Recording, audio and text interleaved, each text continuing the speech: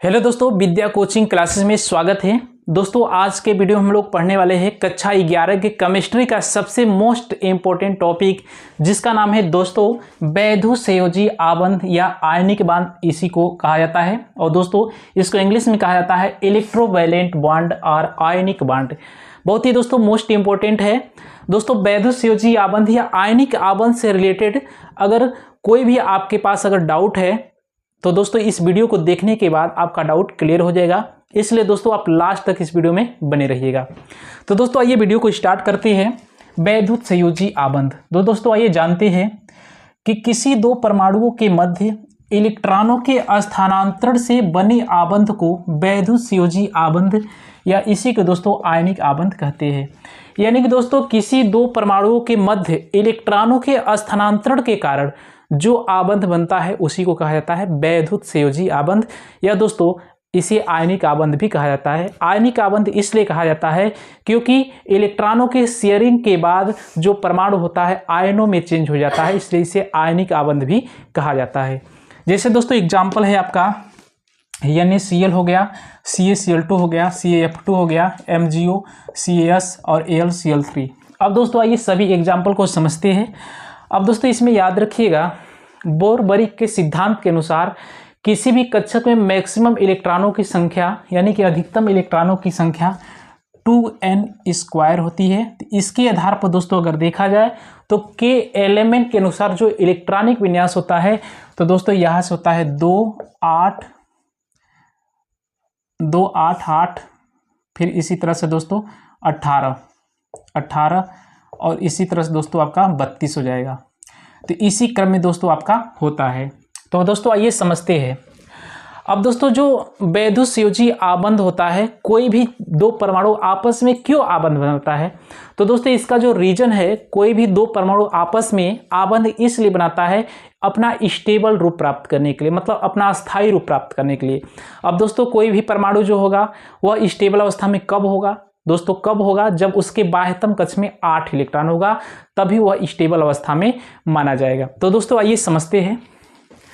जैसे दोस्तों आपका एग्जाम्पल के जरिए समझने का प्रयास करते हैं। जैसे NaCl, तो दोस्तों जो NaCl है इसके लिए एग्जाम्पल नंबर 1 है आपका। तो दोस्तों यहाँ से Na और फिर Cl। अब दोस्तों Na मतलब सोडियम का परमाणु क्रमांक 11 होता है, तो इलेक्ट्रॉनिक विन्यास के एलिमेंट के अनुसार निकालेंगे 2 8 और 1 होता है। और इसका दोस्तों परमाणु क्रमांक 17 होता है, तो दोस्तों हो जाएगा 2 8 7 हो जाएगा।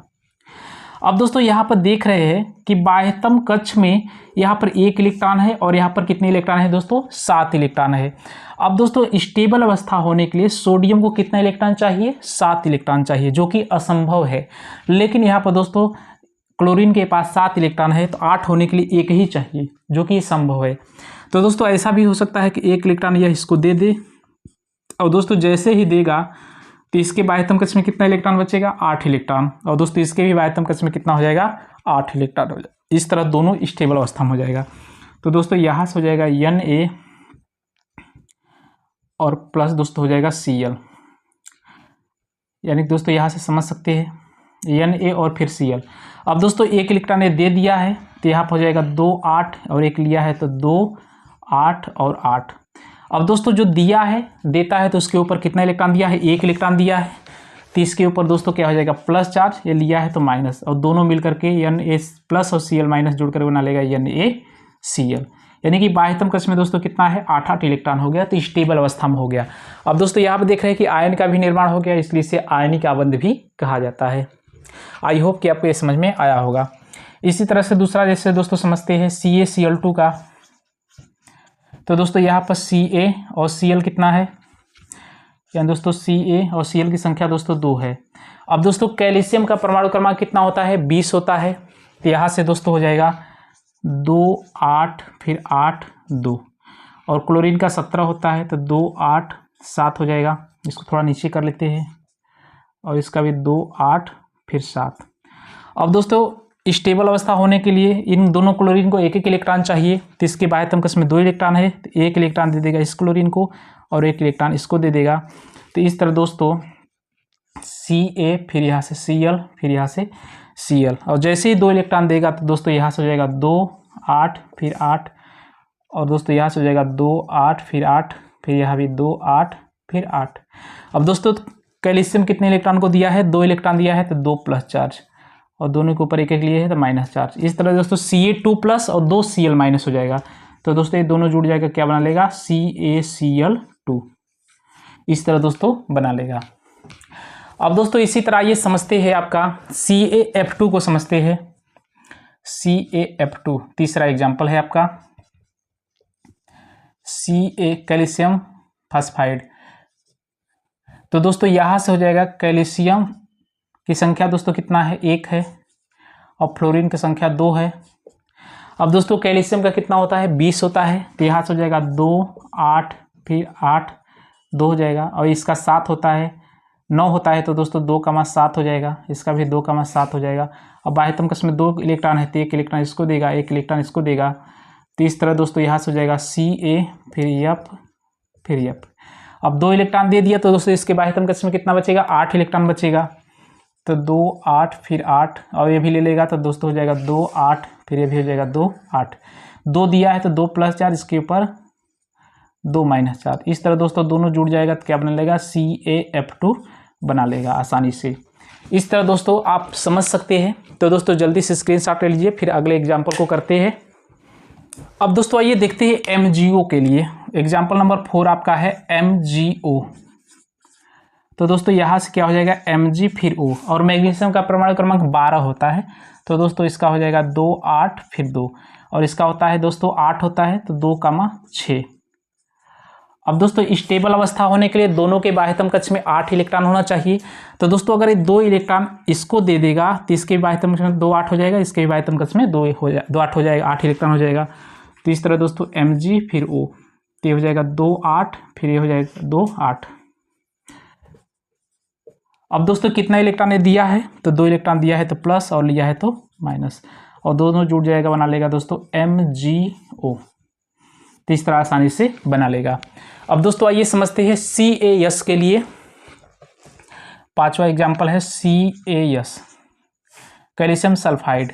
तो Ca फिर S, कैल्शियम का 20 होता है, तो दोस्तों हो जाएगा 2 8 फिर 8 2, और सल्फर का 16 होता है, तो दोस्तों हो जाएगा 2 8 फिर 6।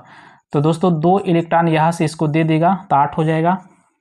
तो इस तरह दोस्तों कैल्शियम का हो जाएगा 2 8 फिर 8, और सल्फर का दोस्तों हो जाएगा 2 8 फिर 8, 8 इलेक्ट्रॉन हो जाएगा, स्टेबल अवस्था में हो जाएगा। 2 इलेक्ट्रॉन दिया है तो 2 प्लस चार्ज, इस पर 2 माइनस, और दोनों दोस्तों जुड़ जाएगा, बना लेगा CaS, आसानी से बना लेगा। तो दोनों स्टेबल अवस्था में हो गया तो CaS बना लेगा। तो इनके मध्य दोस्तों जो रासायनिक आबंध बनेगा उसे वैद्युत संयोजी आबंध कहते हैं। इसी दोस्तों आपका एग्जाम्पल नंबर 6 में देख लेते हैं AlCl3 के लिए। अब AlCl3 के लिए दोस्तों देखेंगे तो यहाँ से Al की संख्या 1 है और Cl की संख्या कितना है, 3 है। तो दोस्तों Al मतलब एल्युमिनियम का कितना परमाणु क्रमांक होता है, 13 होता है। तो दोस्तों यहाँ से हो जाएगा 2 8 फिर 3। क्लोरीन का 17 होता है, तो 2 8 फिर 7 हो जाएगा। इसका भी दोस्तों थोड़ा नीचे कर लेते हैं, समझने में आसानी रहेगा। इसका भी 2 8 फिर 7, इसका भी दोस्तों 2 8 फिर 7। अब दोस्तों एल्युमिनियम को स्टेबल अवस्था बनाना है तो 3 इलेक्ट्रॉन को त्यागना पड़ेगा, और 7 इलेक्ट्रॉन है क्लोरीन वाले में, तो 1 इलेक्ट्रॉन तीनों को अगर मिल जाएगा तो स्टेबल अवस्था में हो जाएगा। तो दोस्तों 3 इलेक्ट्रॉन है तो 1 इलेक्ट्रॉन दे देगा इसको, 1 इलेक्ट्रॉन दे देगा इसको, और 1 इलेक्ट्रॉन इस क्लोरीन को देगा।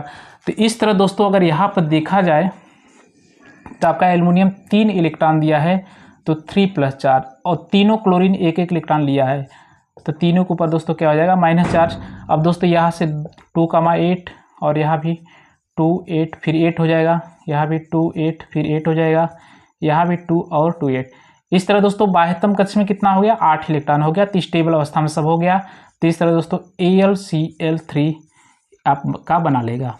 तो आसानी से दोस्तों किसी भी हम यौगिक का आसानी से वैद्युत संयोजी आबंध बना सकते हैं 8 इलेक्ट्रॉन को पूरा कर करके। तो दोस्तों जल्दी से स्क्रीनशॉट ले लीजिए।